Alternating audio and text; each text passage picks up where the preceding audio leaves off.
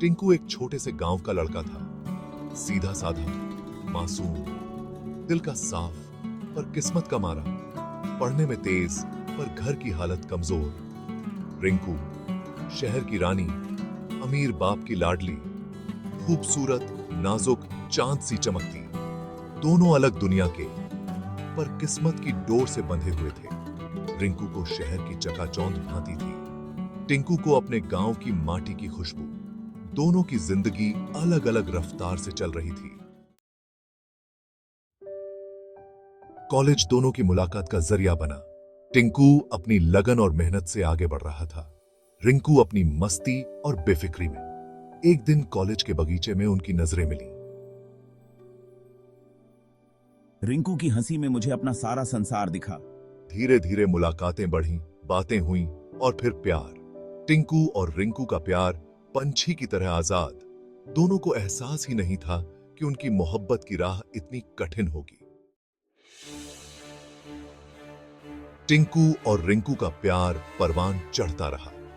दोनों एक दूसरे के बिना एक पल भी नहीं रह सकते थे, लेकिन उनके प्यार की राह में एक बड़ी दीवार खड़ी थी, समाज की दीवार। टिंकू एक गरीब परिवार से था, वहीं रिंकू अमीर खानदान से। वहीं की बात है, क्या हमारा प्यार इस समाज की दीवार को तोड़ पाएगा? उनके प्यार को समाज की नजरों से छुपाकर रखना मुश्किल होता जा रहा था। टिंकू और रिंकू को एहसास हो रहा था कि उनका प्यार समाज की इस दीवार को तोड़ पाएगा या नहीं। एक दिन वो हुआ जिसका डर टिंकू और रिंकू को हमेशा सताता था। रिंकू के घर वालों को उनके प्यार के बारे में पता चल गया। गुस्सा, आक्रोश, नाराजगी। रिंकू के घर में तूफान आ गया। माँ प्लीज समझो, हम एक दूसरे से सच्चा प्यार करते हैं। चुप रहो रिंकू, तुम्हें समझ नहीं आता कि ये रिश्ता हमारे लिए एक कलंक है। उनके लिए टिंकू और रिंकू का रिश्ता एक कलंक था। उन्होंने रिंकू को घर में कैद कर दिया, उस पर सख्त पहरा लगा दिया गया। रिंकू को घर में कैद देखकर टिंकू बेबस हो गया। वो कुछ नहीं कर सकता था। एक तरफ उसका प्यार, दूसरी तरफ समाज का दबाव।